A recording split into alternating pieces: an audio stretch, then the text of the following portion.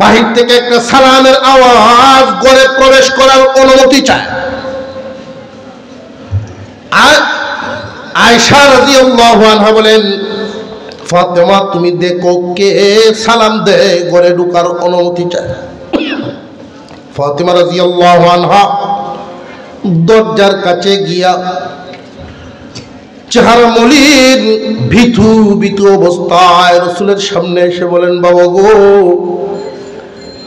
এই লোকটা তো জীবনে কোনোদিন দেখি নাই, এমন মানুষ জমিনে কোনোদিন দেখি নাই, মক্কায়ও না মদিনায়ও না,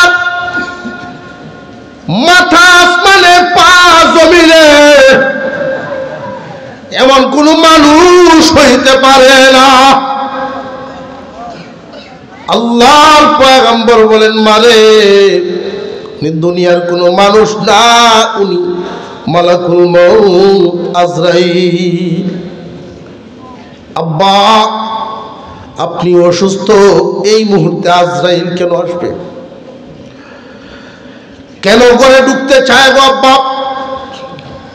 আল্লাহর পয়গম্বর বলেন, মা আজরাইল বিনা কারণে কারোর কাছে যায় না, আজরাইল অবশ্যই তো কারণে আসছে। ফাতেমা বুঝে ফেলেছেন, তাহলে কি আপনাকে নিতে আসছে নাকি? না, আজরাইলকে অনুমতি দেওয়া হবে না, ঘরে ঢোকার পারমিশন দেওয়া হবে না। আল্লাহর পয়গম্বর বলেন, ফাতেমা আজরাইল কারোর ঘরে ঢুকতে অনুমতি লাগে না, এখন অনুমতি চায় আমি নবীর সম্মানে। অনুমতি যদি নাও দাও তবু সে ঢুকতে পারবে। আজরাইল আলাইহিস সালাম ভিতরে আসবেন, ঢুকবেন। ফাতেমা রাদিয়াল্লাহু আনহা বলেন, বাবা গো, আপনি যদি চলে যান আমাকে কে আর এভাবে দেখবে? আপনি বাহির থেকে বাড়িতে আসলেন, সর্বপ্রথম আমার ঘরে যাইতেন, আমার দেখে তারপর বাড়িতে আসতেন। সফরে গেলেও আমার না দেখে আপনি যাইতেন না। আমার যে মা আগে বিদায় হয়ে গেল, কে দেখবে? আমার হাসান হুসাইন কারে নিয়ে আর খেলাধুলা করে? ওজরে কান্না শুরু করেছেন ফাতেমা রাদিয়াল্লাহু আনহা। আল্লাহর পয়গম্বর বলেন, মা লম্বা সময় তোমার আমার দূরত্ব থাকবে না, সর্বপ্রথম কবরের জগতে তোমার সাথে আমার সাক্ষাৎ হবে। আল্লাহর রাসূলের ইন্তেকালের পরে সাহাবীরা আর কেউ ইন্তেকাল করেন নাই ফাতেমার আগে। ফাতেমা রাদিয়াল্লাহু আনহাকে রাসূল সান্ত্বনা দিলেন। হাসান এবং হুসাইন দুই ভাইয়ের ব্যাপারে খুশখবরি শোনায় গেলেন, খেলা তাদের সাথে চলবে। সুবহানাল্লাহ। আজরাইল আলাইহিস সালাম সামনে এসে দাঁড়াইলেন, সালাম দিলেন, ও আজরাইল, তুমি কি আমাকে নেওয়ার জন্য আসছো নাকি? ওগো নবীজি, যদি অনুমতি দেন। আল্লাহর পয়গম্বর বলেন, জিবরাইল আসা পর্যন্ত অপেক্ষা করো। সাথে সাথে জিবরাইল আলাইহিস সালাম হাজির। আমার আপনার পয়গম্বরের সেই বিদায় দিনের কথা, ইন্তেকাল করবেন যেই দিন, আজরাইল আলাইহিস সালামের পাশাপাশি জিবরাইল এসে দাঁড়াইলেন। ও জিবরাইল, আজরাইল নিতে আসছে, সত্যি কি বিদায়ের সময় হয়ে গেছে? জিবরাইল আমিন বলেন, নবীজি, আল্লাহ বলেছেন যদি আপনি দুনিয়াতে থাকতে চান কিয়ামত পর্যন্ত হায়াত দেওয়া হবে। আল্লাহর রাসূল বলেন, না, দুনিয়ায় থাকার কোনো লোভ আমার নাই। তাহলে চোখের পানি কেন ছাড়েন, কেন কান্দেন আপনি? আপনি কি হাসান হুসাইনের মায়ায় কান্দেননি? আপনি দোয়া করেছেন, সাইয়্যিদা শাবাবি আহলিল জান্নাহ, হাসান এবং হুসাইন জান্নাতের যুবকদের সর্দার আল্লাহ কবুল করে নিয়েছেন। কি ফাতেমার জন্য কাঁদেননি? ফাতিমাতু সাইয়্যিদাতু নিসাই আহলিল জান্নাহ, ফাতেমা জান্নাতের মহিলাদের সর্দারনি হবে। কেন কাঁদেন হুজুর? আল্লাহর পয়গম্বর বলেন, জিবরাইল রে, আমি আমার হাসান হুসাইনের জন্য কান্দি না, ফাতেমার জন্য কান্দি না, কান্দি আমার উম্মতের জন্য। আগের যুগের উম্মতেরা পাপ করলে গজব নাযিল হয়ে যেত, আমার উম্মত এরাও তো আর নিষ্পাপ না, শয়তানের দুকায় পড়ে অনেক গুনাহ করে ফেলবে।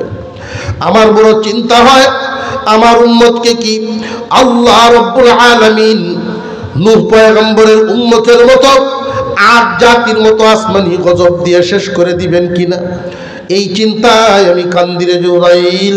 আমি যতদিন দুনিয়াতে থাকবো আল্লাহ আসমানি গজব দিবেন না। আমি যেই দিন থাকবো না আমার উম্মতের চিন্তায় আমি কান্দি। আল্লাহ পাক বলেন, জিবরাইল আমার দুস্তরে সুসংবাদ জানিয়ে দাও, বিদায় বেলায় কাঁদতে হবে না। আমি কথা দিলাম দুস্তের উম্মতের জিম্মাদারি আমি আল্লাহ নিয়ে নিলাম। এই উম্মত যতই গুনাহ করে আগের যুগের উম্মতের মতো একসাথে আযাব দিয়ে এদেরকে একবারে শেষ করে দেওয়া হবে না। এই জন্য বিশ্ব নবীর খাতিরে সুদখোরেরাও জমিনে হাঁটে, ধ্বংস হয় না কোন কারণে? ইন্তেকালের আগ মুহূর্তের কথা জিবরাইল আমিন জিজ্ঞাসা করেন, নবীজি আল্লাহ আপনার জন্য তিনটা জায়গা নির্ধারণ করেছেন, পৃথিবী থেকে বিদায় হয়ে গেলে কোথায় থাকবেন আপনি বলেন? এক নম্বর আরশে আল্লাহ, দুই নম্বর জান্নাতুল ফিরদাউস, তিন নম্বর আমি জিবরাইলের পাশে সিদরাতুল মুনতাহা। কোথায় থাকবেন বলেন? আপনার যেখানে পছন্দ সেখানেই থাকবেন। আল্লাহর পয়গম্বর বলেন, জিবরাইল রে, আরশে আল্লাহ না, জান্নাতেও না, সিদরাতুল মুনতাহাও না, আমি মদিনার এই মাটিতেই শুয়ে থাকবো। যেই দিন মদিনায় আমি হিজরত করে আসছিলাম, মদিনার শিশুরা আমাকে 3 মাইল দূর থেকে স্বাগতম দিয়ে আনতে গিয়া ওইখানেই শিশুরা আমারে বলছিল, ওগো আল্লাহর পয়গম্বর, আপনি কি আর কোনোদিন আমাদেরকে ছেড়ে চলে যাবেননি? আমি মদিনার শিশুদেরকে কথা দিয়েছিলাম যাব না, মদিনার এই জমিনেই আমি শুয়ে থাকবো। পৃথিবীর কোনায় কোনায় আমার উম্মতেরা আশেকেরা আছে, তারা আসবে আমার রওজার পাশে দাঁড়ায় সালাম দিবে, আমি রওজা থেকে তাদের সালাম শুনবো। হুজুর আকরাম সাল্লাল্লাহু আলাইহি ওয়াসাল্লাম বিদায় হয়ে গেলেন। ফাতেমা রাদিয়াল্লাহু তাআলা আনহা কান্দেন, একাকিত্ব, ভালো লাগে না, ভালো লাগে না।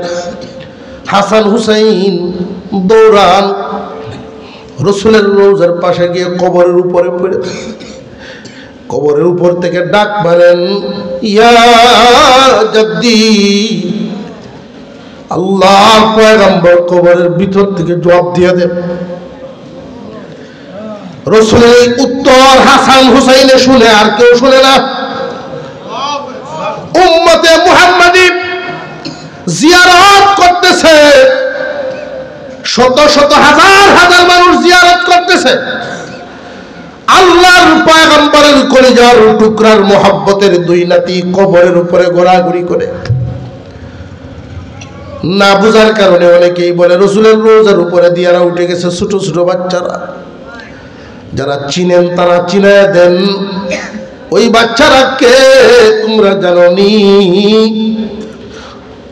এখন তো রসুলের কবরের উপরে ঘোরাঘুরি করে। রসুল যখন দুনিয়াতে ছিলেন নামাজের হালতেও রসুলের উপরে উঠে পড়তেন না। আল্লাহর পয়গম্বরের কলিজার টুকরা হাসান আর হুসাইন দুনু ভাই দৌড়ায় মসজিদে নববীর সামনে গিয়ে বলেন, না না, অনেকেই ঘোড়া দৌড়ায়, তুমি আমরা একটা ঘোড়া কিনে দাও, আর নইলে তুমি এই মুহূর্তে ঘোড়া হয়ে যাও। বিশ্বনবী রাহমাতুল লিল আলামিন সাইয়্যিদুল মুরসালিন খাতামুন নবিয়্যিন নিজে হাঁটু ভর দিয়া ঘোড়ার মতো বের করে ফেলছে। জোরে আওয়াজ দিয়ে এখন আল্লাহু আকবার। নানা ভাইয়ের পিঠের উপরে দুনু ভাই বসলেন। নানা গো, মানুষে ঘোড়া দৌড়ায় লাগাম আছে, আমার ঘোড়ার তো লাগাম নাই। আল্লাহর রাসূল সুন্নতি চুল এক গাছি হুসাইনের হাতে দিলেন, এই নাও ভাই, এটা তোমার লাগাম। নবীজির এই লাগাম ধরে হাসান এবং হুসাইন বিশ্ব নবীর উপরে বসে বসে ঘোড়া দৌড়ানোর মজা নেন। মসজিদে নববীর বারান্দায় এক মাথায় যান, আবার ঘুরান দিয়ে আর এক মাথায় যান। হযরত উমর রাদিয়াল্লাহু তাআলা আনহু এমনি মসজিদে নববীর বারান্দায় আয়েশা দেখেন এই হালত, ইন্না লিল্লাহি ইন্না ইলাইহি পড়তেছে। হাসান হুসাইন আল্লাহর পয়গম্বরের পিঠের উপরে উঠে গেছে। নবীজি খুব খুশিতে লাঠি নিয়ে খেলেন, নাতি নিয়ে খেলাধুলা করেন। আল্লাহর পয়গম্বর উমর দেখে বুঝে ফেলেছেন নবীজি খুশিতে আছেন। হযরত উমর বলেন, ও হাসান হুসাইন, তোমাদের ঘোড়া দুনিয়ার সবচেয়ে দামি বাহন, এত দামি ঘোড়া তোর কার নসিব হবে না। আল্লাহর নবী বলেন, উমর, শুধু ঘোড়ার দামটা বুঝলা, ঘোড়ার সওয়ারের দাম বুঝলা না। অন্য কোন সাধারণ মানুষের নাতি না, আমি বিশ্ব নবীর নাতি। এদের মর্যাদা আল্লাহর কাছে আছে না নাই? হাসান এবং হুসাইন অন্য কোথাও যাইতেন না, দুনু ভাই নবীজির রওজায় চলে যেতেন খেলার জন্য। কবরের পাশে দাঁড়ায় দাঁড়ায় নানা ভাইয়ের সাথে কথা বলতেন। নবীজি রওজা থেকে হাসান এবং হুসাইনের সাথে কথা বলতেন। আল্লাহর পয়গম্বর উত্তর দিতেন, হাসান হুসাইন প্রশ্ন করতেন। আল্লাহু আকবার করো। আর কেউ শুনতো না, হাসান হুসাইন শুনতেন। দেখতে দেখতে রমজান মাস চলে আসলো। ফাতেমা রাদিয়াল্লাহু তাআলা আনহা স্বপ্নে দেখেন আমার আপনার পয়গম্বরকে। নবীজি সাল্লাল্লাহু আলাইহি ওয়াসাল্লাম বলেন, মা। ফাতেমা রাদিয়াল্লাহু তাআলা ঘুমায় স্বপ্নে দেখতেছেন নবীজি ফাতেমার ঘরে ঢুকছেন, মা মা করতেছেন, কি যেন খুঁজতেছেন, ঘরের ভিতরে তালাশ করতেছেন। ফাতেমা রাদিয়াল্লাহু আনহা গেলেন, আব্বাজান কি তালাশ করতেছেন? মাগো, তোমারই তো তালাশ করতেছিলাম। কেন গো আব্বা? যে তুমি যে আজকে রোজা, সেহরি আলীর সাথে হবে, কিন্তু ইফতার হবে আমার সাথে। বাপজি এক দস্তরখানে ইফতার করব। হযরত ফাতেমা রাদিয়াল্লাহু আনহার ঘুম ভেঙে গেল। বলতে পারছেন না, স্বপ্নে দেখেছেন ওনার আব্বাজান মা এবং মেয়ে, মা এবং মেয়ের মধ্যে পার্থক্যটা বুঝেন। নবীজি তায়েফে স্বপ্নে দেখেছিলেন ওনার আম্মাজানকে পাথরের সাথে হেলান দিয়া। স্বপ্নে দেখেন মা আমিনা আল্লাহর পয়গম্বরকে আদর করেন, গা মুছে দেন, গা মুছে দেন, আক্রান্ত জায়গা সেবা করেন। যেই মাত্র ঘুম ভেঙে গেল, এর আগের মুহূর্তটা ছিল নবীজি কান্দেন আর বলেন, মাগো আমাকে রেখে আর তুমি যাইও না, তুমি থাকো আমার কাছে। মা আমিনার হাতে নবীজি ধরে রাখছেন, আমিনাও পয়গম্বরের হাতে ধরে রাখছেন। ঘুম ভেঙেই দেখেন ফাতেমার হাত ধরা। ওই দিন থেকে বিশ্বনবী ফাতেমাকে মা ডাকা শুরু করে দিলেন। হুজুর সাল্লাল্লাহু আলাইহি ওয়াসাল্লাম স্বপ্নে দেখা দিলেন, স্বপ্নে দেখেন আব্বাজানের সাথে ইফতার হবে। ঘুম থেকে উঠে ফজরের নামাজ পড়ে সেহরি খাইলেন আলীর সাথে। উনি চলে গেলেন মসজিদে, বসছেন যায় নামাজে। নামাজ আদায় করেই উঠে পড়েছেন খুব তাড়াহুড়া করে সকালবেলায়। ফাতেমা রাদিয়াল্লাহু আনহা বিলম্ব না করেই পাক ঘরে ঢুকে পড়ছেন। আজকের দিনটা হলো অন্যরকম দিন। উনি মনে মনে ভাবতে আছেন, আব্বারে স্বপ্নে দেখলাম। উনি গরম পানি করলেন বেশি পরিমাণে, হাসান এবং হুসাইনের সব কাপড়গুলো ভিজাইলেন ধোয়ার জন্য। সকাল সকাল কাজ করতে হবে, সারতে হবে। রুটি বানানোর প্রস্তুতি নিলেন। হযরত আলী রাদিয়াল্লাহু তাআলা আনহু মসজিদ থেকে ঘরে আসলেন। যেই মাত্র ঘরে ঢুকলেন, ঢুকেই দেখেন জায়নামাজ ফাঁকা। আজীব ব্যাপার, আশ্চর্য। হযরত আলী মনে মনে ভাবেন জীবনে কোনোদিন ইশরাক না পড়ে তো ফাতেমা বিছানা থেকে উঠে না। ফজর পরে বসে থাকে, ইশরাক পরে যায় নামাজ থেকে উঠে। এই হলো নবীর মেয়ের আমল। হযরত আলী রাদিয়াল্লাহু তাআলা আনহু, ফাতেমা রাদিয়াল্লাহু তাআলা আনহা এই হালত কোনদিন দেখেন নাই যায় নামাজ থেকে উঠতে। হঠাৎ করে কেন আজকে ফাতেমা এত সকাল সকাল যায় নামাজ ছেড়ে দিল? উনি খুঁজতেছেন ফাতেমা কই। ঘর সারাটা খুঁজলেন, পাইলেন না। এবার গেলেন পাক ঘরে, গিয়ে দেখেন ফাতেমা খুব কাজে ব্যস্ত। সকাল সকালে তো কাজ, কি ব্যাপার? হাসান হুসাইনের কাপড় ধুইতে হবে আর রুটি বানাইতে হবে। কারণ উনি যে স্বপ্নে দেখেছেন, এই স্বপ্নটা এবার বলা শুরু করবেন। কিন্তু কান্না আসতেছে হযরত ফাতেমা। হযরত আলী বলেন, কি হয়েছে? আমি স্বপ্নে দেখেছি আব্বাজানকে। নবীজি স্বপ্নে দেখা জানতেন মানুষের কাজ নেই। কেউ নবীকে স্বপ্নে দেখে জীবনে একবার, কেউ জীবনে দেখতেই পারে না। আল্লাহর পয়গম্বরের ইশক আর মুহাব্বত মানুষকে যার যার হালত বুঝায় দেয়। হযরত ফাতেমা রাদিয়াল্লাহু আনহা স্বপ্ন বলতেছেন, স্বামী হে, আমি স্বপ্নে দেখেছি আব্বাজান ঘরে খুঁজতেছেন। আমি জিজ্ঞাসা করলাম, আব্বা কি খুঁজেন? মাগো তোমারই খুঁজতেছি, তোমার নিতে আইছি আমি। সেহরি খাইছো, আলীর সাথে ইফতার আমার সাথে হবে।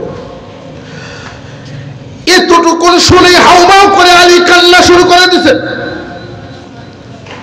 হযরত আলী রাদিয়াল্লাহু তাআলা আনহুর বুঝার বাকি নাই, আমার ফাতেমা থাকবে না। আল্লাহ পয়গম্বরকে তো যে কেউ স্বপ্নে দেখতে পারে না, আর শয়তান কোনদিন নবীর সুরত ধরতে পারে না। ফাতেমার যেই স্বপ্ন হবে আল্লাহর পক্ষ থেকেই হবে রহমানি। আল্লাহ এই ইঙ্গিত দিয়ে দিছেন, ফাতেমা ইফতারের আগেই তোমার বিদায় হয়ে যাবে, বাবার সাথে দেখা হয়ে যাবে জান্নাতি দস্তরখানে। দুইজন খুব কান্নাকাটি করতেছে। এমনি হযরত হাসান এবং হুসাইন দৌড়ায় আসছেন, ঘরে ঢুকবেন। মা মনে মনে ভাবলেন, এই মুহূর্তে আমরা স্বপ্নটা ব্যাখ্যা করব। আমাদের কান্না দেখে বাচ্চারা হয়তো কিছু বুঝে কাঁদতে পারে। মা ফাতেমা বলেন, বাবা রে, তোমরা দুনু ভাই নানা ভাইয়ের কাছে যাও। প্রায় সময় এভাবে বলে পাঠাইতেন, যাও তোমার নানা ভাইয়ের কাছে যাও। দুনু ভাই দৌড়ায় রোজায় গিয়ে বসে থাকতেন, কথা বলতেন। হাসান এবং হুসাইন দুনু ভাই দৌড়ায় ওই দিনেও চলে গেছে। আল্লাহর পয়গম্বর জিজ্ঞাসা করেন, হাসান হুসাইন, এই মুহূর্তে তোমরা আমার এখানে কেন? আপনার মেয়ে আমাদের পাঠায় দিছে, আপনার মেয়ে আমরারে পাঠায় দিছে, থাকতে দেয় নাই ঘরে। আপনার কাছে নাকি আসতাম, গল্প করতাম। রসুল বলেন, ভাইয়েরা রে, যাও, মারে আর বেশি সময় দেখতে পারবো না। মন ভরে বেশি নজর দিয়ে আমার চেহারা দেখো, আজকেই তোমার আম্মা বিদায় হয়ে যাবে। যেই মাত্র নানাজি কথা বলছেন, হাসান হুসাইন এক দৌড় দিয়া ঘরে গিয়া দেখেন বাবার চোখ মুছেন, মুছে মুছে ঘর থেকে বেরিয়ে গেছেন। মাকে জড়ায় ধরে কান্দেন, মাগো তুমি নাকি দুনিয়া থেকে বিদায় হয়ে যাইবে। নানা ভাই বলে দিয়েছেন। ফাতেমা কান্দেন। হুসাইন হাসান দুনু ভাইকে বলেন, তোর আব্বা কোন দিকে দেখ। আব্বা জান তো বাহিরে, খবর দে আমার কাছে একটু আসার জন্য। হযরত আলী রাদিয়াল্লাহু তাআলা আনহু আসলেন ফাতেমার কাছে। স্বামী হয়ে দুইটা কথা আপনাকে আমার বড় বলা দরকার, সময় খুব কাছায় যাইতেছে। দুইটা কথা। এক নাম্বার কথা হলো, আল্লাহর পয়গম্বর আপনার ঘরে আমার দিছে, আপনি আমার স্বামী, আমি আপনার স্ত্রী। এই স্বামী স্ত্রীর জিন্দেগিতে কোনোদিন স্বামীর সেবা করতে পারি নাই, কোনোদিন আপনার খাদেমা বলতে পারি নাই যেইভাবে বলার দরকার ছিল। আমার জিন্দেগির সমস্ত ভুলগুলো মেহেরবানি করে দুনিয়ার জমিনে মাফ করে দেন, নইলে কিয়ামতের দিন আমার ভুলের কারণে আমার আব্বা লজ্জিত হয়ে যাইব। বিশ্বনবী রাহমাতুল লিল আলামিনের মেয়ে আমি, আপনি আমারে মাফ করে দেন। হযরত আলী হাউমাউ করে কান্দেন, জড়ায় ধরে বলেন, ফাতেমা আমি তোমার যোগ্যই ছিলাম না, তুমি বিশ্বনবীর মেয়ে, নবীজি দয়া করে আমার হাতে উঠায় দিছেন বিদায় আমি পাইছি। জান্নাতের সর্দারনি হবেন যিনি, উনি আমার বিবি হবেন, এই যোগ্যই তো আমি না। আল্লাহর পয়গম্বর দয়া করে আমার ঘরে উঠায় দিছেন, এই জন্য আমি পাইছি। ফাতেমা গো, জীবনে পেট ভরে একদিন খাওয়াইতাম, পারলাম না, ভালো একটা কাপড় দিতে পারি নাই, তুমি আমারে মাফ করে দিও। কান্না শুরু হয়ে গেল। হযরত ফাতেমা বলেন, আর একটা দাবি রয়ে গেল, আমার ইন্তেকালের পরে খুব জানাজানি করবেন না, বেগানা আমার জানাজায় আনবেন না, অল্প পরিসরে আমার দাফনের কাজ সেরে ফেলবেন। কেন গো বিবি ফাতেমা? বিশ্ব নবীর কলিজার টুকরা ফাতেমা বিদায় হয়েছে, সংবাদ পাইলে কে আসবে না? সারা মদিনার মানুষ জমা হয়ে যাবে। ফাতেমা বলেন, এই জন্যই আমি না করেছি, আমাকে কেউ দেখতে পারে না এই পর্যন্ত। ইন্তেকালের পরে কাফনের কাপড় দিয়া মোড়ানো থাকবো, যদিও রং দেখবে না, অনুমান করবে কাফনের উপর থেকে নবীর মেয়ে এতটুকু মোটা ছিল, এতটুকু লম্বা ছিল। মাগো, ফাতেমার পর্দার যদি এই হালত হয়, বিশ্ব নবীর মেয়ে হয়ে পর্দা বিধানের প্রতি যদি এতটা সতর্ক থাকেন, তোমার আমার অবস্থা কতটুকু সতর্ক হওয়া দরকার। আল্লাহ তো কুরআনুল কারীমে ধমকায় ধমকায় বলতেছেন, নবীগণের বিবিদেরকে, নবীর বিবিদেরকে বলতেছেন, সাবধান সাবধান, পর্দায় থাকবা, পর্দায় থাকবা, পর্দায় থাকবা, পর পুরুষে দেখলে তোমরা গুনাহগার হইবা। ফাতেমা রাদিয়াল্লাহু তাআলা আনহা দুনিয়ার জমিন থেকে বিদায় হয়ে গেলেন। হযরত আলী রাদিয়াল্লাহু তাআলা আনহু ফাতেমাকে কি পরিমাণ মহব্বত করতেন, প্রায় সময় কবরের কাছে গিয়া কাঁদতেন আর বলতেন, ছন্দ আকারে কাঁদতেন আর বলতেন, যদিও চোখের আড়াল হয়ে গেছো মন থেকে সরাইতে পারি না। স্বামী স্ত্রীর ভিতরে এমন মহব্বত থাকা চাই, বিদায় বেলাও যেন একজন আরেকজনকে চোখের পানি দিয়ে বিদায় দিতে পারে। দিন যত যায় কপাল পুরা আমরা, তালাকের পরিমাণ শুধু বাড়ে আর বাড়ে। দিনদারি নেই, আখিরাতের ভয় নেই, বিপদের ঘাটির কোনো চিন্তা নাই, আমল নামার দিকে খেয়াল নাই। আল্লাহ আমাদের সকলকে বুঝার তৌফিক দেন, বলুন আমিন। আল্লাহ পাকের জিকির যে যত বেশি পারেন তত করবেন। এই কলব, এই মন দুনিয়ার সম্পদে যে পরিমাণ প্রশান্তি পাবে, এর চেয়ে হাজার হাজার হাজার হাজার গুণ বেশি আল্লাহর নামের তসবিহ গুণে পাবেন। আত্তাহিয়াতুর সূরতে বসি আমরা আস্তাগফিরুল্লাহ দুরূদ শরীফ পড়ি। আমাদের এই মাদ্রাসা আল্লাহ তাআলা যেন কবুল করে নেন, বলুন আমিন। প্রতি বছর